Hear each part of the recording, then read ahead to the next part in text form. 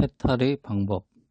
부처님에 의해 청도된 바 있는 불교의 선정은 앞에서도 말한 바와 같이 결코 인도의 일반적인 요가 행법과 전혀 다른 특성을 지닌 것은 아니다. 요가 행법에 있어서도 욕계, 색계, 무색계의 삼계정을 세우면 불교에서도 똑같은 삼계정을 설하는 것이며, 또 불교의 색계정에서 초선, 2선, 3선, 4선, 사정렬을 설하면 브라만의 요가 행법에서도 한 가지로 세 개의 사정렬가 있으며, 그리고 불교의 무색계정에 있는 사공정은 외도의 무색계정에서도 사공정은 있다. 이와 같이 불교와 인도 제례와 요가 제파 사이에서도 거의 다를 바가 없다. 여기에 우리는 요가 행법이 인도의 종교적, 철학적 실천 방법으로서 선이 채용된 풍토성을 생각하지 아니할 수 없는 것이지만, 불교의 선정은 다 같은 선이면서도 그 닦는 의미가 그것과 똑같지 않다. 부처님께서는 하늘에서 태어나기 위해 관념적인 영원한 생명을 바라고 선정을 닦는 것도 아니요, 범천을 얻기 위하여 선을 수행한 것도 아니다. 하물며 신통과 기적 따위를 빌기 위해 선을 닦는 것은 더욱 아니다.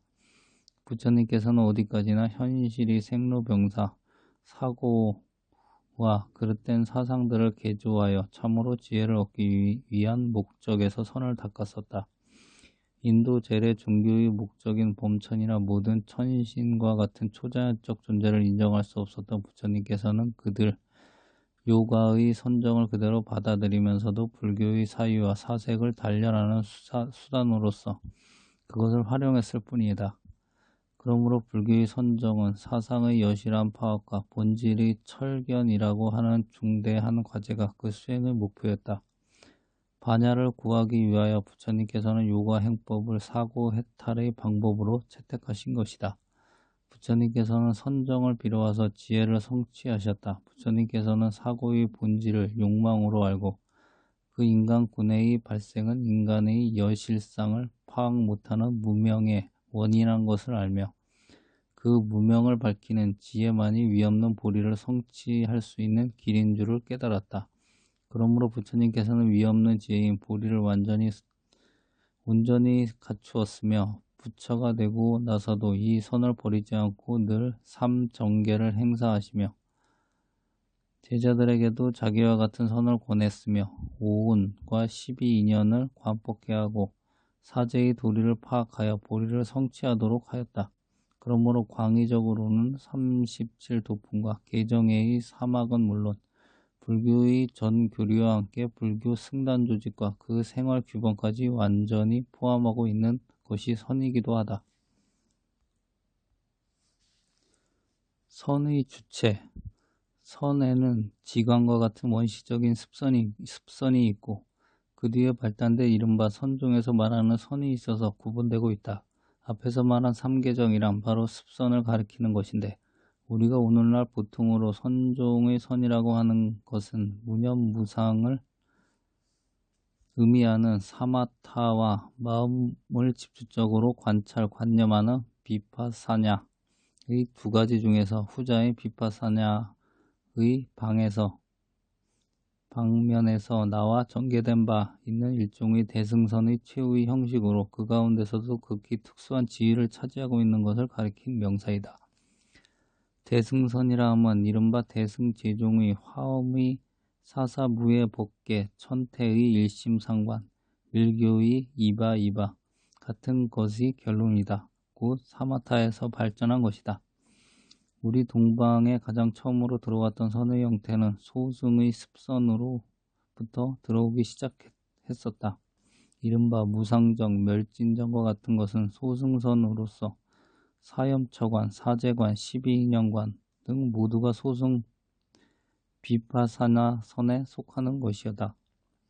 소승선의 목적은 바로 견사 이욕을 끊고 없애는 데 있으며 10가지 견옥과 88종의 사옥을 끊어서 아라한가를 증득하여 생사의 인연을 벗어나려고 하는 데 있다.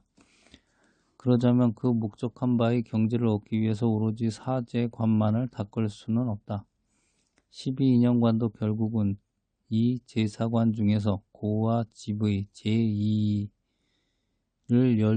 12가지 기단으로 나누는데 지나지 않는 것이다. 이 사제관을 닦는 것은 16행상관, 멸연 가면관, 일행 일찰나관과 더 나아가서는 사성과 사무색의 사옥 단진을 닦는 것이다. 요컨대 이것은 모두 불교적 선정이 원시시대의 비파사냐의 경지이므로 소승불교의 수행 방식이며 더욱이 그 수행의 정과정은 선을 두고서 또 다른 행법이 있을 수 없었다. 이러한 선이 우리 동방에 들어오기는 후한시대의 역경자인 안세고의 선악에 관한 최초의 역출로서 실현되었던 것인데 사선 사정에서부터 3계를 초월하는 무루선을 닦으려는 아라한과 보살들의 선정까지도 처음부터 일종의 교상학으로서 전달되었다. 그러다가 인도의 보리달마가 중국에서 건너와서 이른바 달마선법을 깨쳐준 데부터서는 처음으로 인도의 풍토성과 요가 행법과 원시불교의 형식을 벗어나서 전혀 새로운 국면을 전개하기 시작하였다. 부처님께서 낡은 질그릇에 감로수를 넣은 일이나 서역의 제28대조 달마선사가 불교의 시원적인 종자를 이 풍토에다 옮겨 심은 일은 큰 혁명적인 것에 속한다. 중국 고유의 풍토적인 사상의 원전격인 노장의 사상의 선의 의미는 한갓 추진력이 강한 바닥 깊은 통찰의 힘을 불어넣어 주었다. 그래서 선은 중국에 와서 중국 특유한 선을 발생케 하였다. 이렇게 보면 이것은 여전히 요가 수행법과 결합한 인도의 선과는 별로 다를 바가 없는 것이긴 하나 그 변혁된 중추를 여기에 드러내어 본다면 첫째, 중국에서는 인도선의 고행과 풀기 어려운 체험상의 수행 항목과 심리적 분석을 하는 요행법의 형식을 벗어버리고서 완연한 교상학으로서 독립되게 연구된다는 점, 그 둘째는 비파사냐의 무색계정을 완성하고 구성의 결론을 붙들고 조사가 나타나서 그것을 설명, 교시, 지도하기에 이르렀다는 것이 특징이다.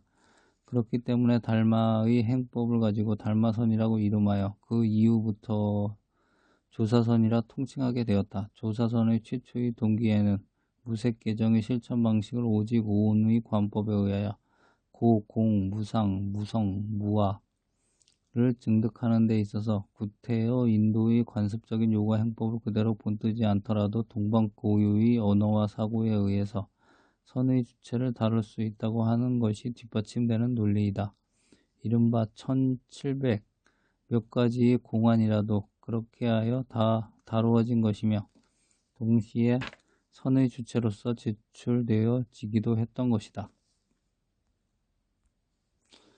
현대인과 선. 요즘 선에 대한 관심은 나날이 충전하고 있다. 동양인은 물론 서양인에게도 큰 관심이 초점이 되고 있다.